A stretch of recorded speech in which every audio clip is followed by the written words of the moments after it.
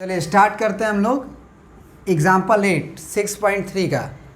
और यही क्वेश्चन आपके आर एस अग्रवाल एक्सरसाइज 8 में एग्जाम्पल 6 के रूप में पढ़ा हुआ है।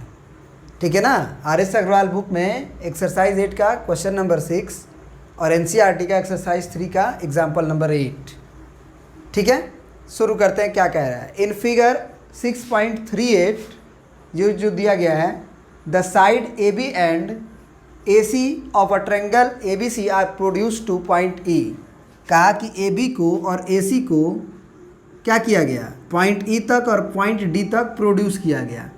फिर बोला गया कि इफ़ बाइसेक्टर ऑफ BO जो बाइसेक्टर है एंड CO जो बाइसेक्टर है वो किसका किसका है, तो CBE का। तो आपका ये हो गया CBE, मतलब ये एंगल और ये एंगल बराबर है क्योंकि ये बाइसेक्टर था। उसी तरह CO जो था वो BCD का बाइसेक्टर था, तो वो हो गया तुम्हारा ये और ये एंगल बराबर होगा। तो आप तुरंत जैसे ही बाइसेक्टर बोला तो इसे 1 बोलो तो इसे भी 1 बोल दो, इसे 2 बोलो तो इसे भी 2 बोल दो। बाइसेक्टर वर्ड का यूज हो गया, उसको लिखना नहीं पड़ेगा। फिर बोला कि अगर इतना है then prove that angle BOC, तो BOC को आप सिंपली एंगल O भी बोल सकते हो, है ना। मतलब दिस इम्प्लाई हमको प्रूफ करना है angle O is equal to 90 degree और माइनस लिखा हुआ है कि हाफ ऑफ एंगल BAC। तो हाफ ऑफ एंगल BAC मतलब B यहाँ है, A यहाँ है, C यहाँ है, मतलब हमको ये हाफ ऑफ X के बराबर प्रूफ करना है।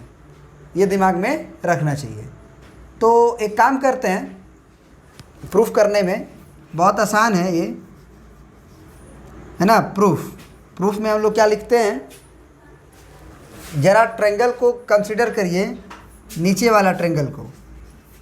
मतलब ये कि ट्रायंगल आप कंसिडर कर लो BCO। इसमें हम क्या लिख सकते हैं, इसमें हम लिख सकते हैं कि एंगल 1 प्लस एंगल 2 अब प्लस एंगल O बराबर हो जाएगा 180 डिग्री। ठीक है, angle 1 plus angle 2 plus angle O हो जाएगा 180 डिग्री। अब एक बात बताओ, क्या 1 और 2 को हम रिलेट कर पाएंगे x के साथ? क्योंकि देखो अगर हमको रिजल्ट प्रूफ करना है ना कि ये x जो है वो इस एंगल का आधा माइनस 90, मतलब कुछ रिलेशन इस तरह का है कि O और x में ये रिलेशन सही है, तो अगर ये बात प्रूफ करना है तो आप ये सोचो कि x और O रिलेट कैसे हो पाएगा। बस इतना सोच लोगे कि रिलेट कैसे हो पाएगा, तो जो रिलेशन सही होता है वही प्रूफ होता है। ठीक है, तो एंगल 1, 2 और O को तो हम जोड़ लिए। क्या अब हम ये कह सकते हैं कि ये पूरा जो एंगल 2 है वो एक्सटीरियर एंगल है X और Z के लिए? तो इसका मतलब एंगल 1 और 2 को अगर पूरा जोड़ दें तो वो X और Z के बराबर होगा। उसी तरह से 2 और इस 2 को जोड़ दें तो ये एक्सटीरियर एंगल है किसके लिए, तो अंदर आ जाइए ट्रायंगल में, तो X और Y के लिए। तो हम कह सकते हैं कि 2 ऑफ एंगल 2 जो होगा वो X प्लस Y के बराबर होगा। तो उस दोनों बात को हम लोग लिखते हैं यहाँ पे। ठीक है ना।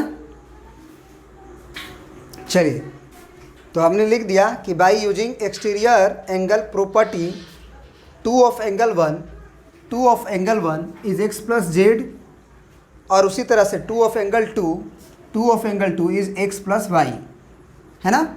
अब हमको जो रिजल्ट लाना है उसको देखो।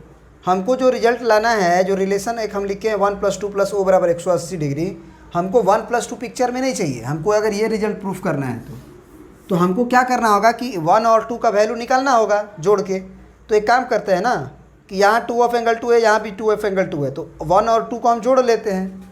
तो इक्वेशन 1 अब प्लस इक्वेशन 2 कर देते हैं। तो इक्वेशन 1 क्या है हमारा, अगर LHS को जोड़ेंगे तो 2 ऑफ एंगल 1 अब प्लस 2 ऑफ एंगल 2 होगा, है ना, जोड़ेंगे तो। और RHS को जोड़ेंगे तो x और x, उसको ऐसे ही रहने दो, x प्लस x, और y और z को जोड़ना है तो y प्लस z कर लो। ठीक है ना।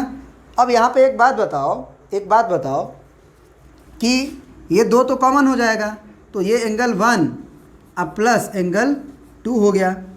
अब ज़रा बताओ कि ये x को रहने दो, क्या इस x plus y plus z को हम लोग 180 डिग्री लिख सकते हैं? क्योंकि x, y, z जो है वो ट्रायंगल के तीनों एंगल का सम ही तो है। तो ये हम लोग 180 डिग्री लिख देंगे। कैसे? तो सम ऑफ एंगल्स ऑफ ट्रायंगल आप लिख लीजिएगा इस चीज़ को। अब यहाँ पे बताइए कि अब यहाँ पे बताइए कि जो एंगल 1 प्लस एंगल 2 का वैल्यू है वो क्या आएगा। एंगल 1 प्लस एंगल 2 का वैल्यू है वो क्या आएगा। या एक काम करो ना, इक्वेशन 1 से आप 1 प्लस 2 का वैल्यू उठाओ, कितना आएगा वो। अगर हम बोले कि इस इक्वेशन से 1 प्लस 2 का वैल्यू कितना होगा, तो ज़रा बताओ आप क्या होगा। क्या होगा, ओ को उधर भेजना होगा, यानी कि आप कह सकते हो कि एंगल 1 प्लस एंगल 2 बराबर 180 डिग्री और माइनस एंगल ओ होगा। माइनस क्या होगा, एंगल ओ होगा। तो इस वैल्यू को आप उसमें रख दो, इसमें। तो ये 2 पहले से है और 1 और प्लस 2 के जगह पे हम 180 माइनस ओ रख सकते हैं।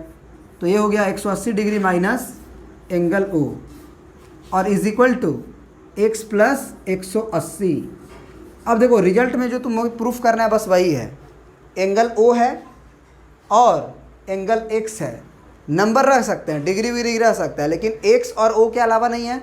तो अपने आप ये रिजल्ट प्रूफ होगा ही होगा। कैसे, देखो ये कर दो, 18 दूना कितना 36, तो 360 डिग्री हो गया और minus 2 times of angle O हो गया और इधर एंगल एक्स हो गया और ये 180 डिग्री हो गया। अब एक बात बताओ कि हमको एंगल ओ चाहिए ना, तो एंगल ओ को हम आरएचएस में भेज देते हैं और बाकी सबको एलएचएस में लेके आते हैं।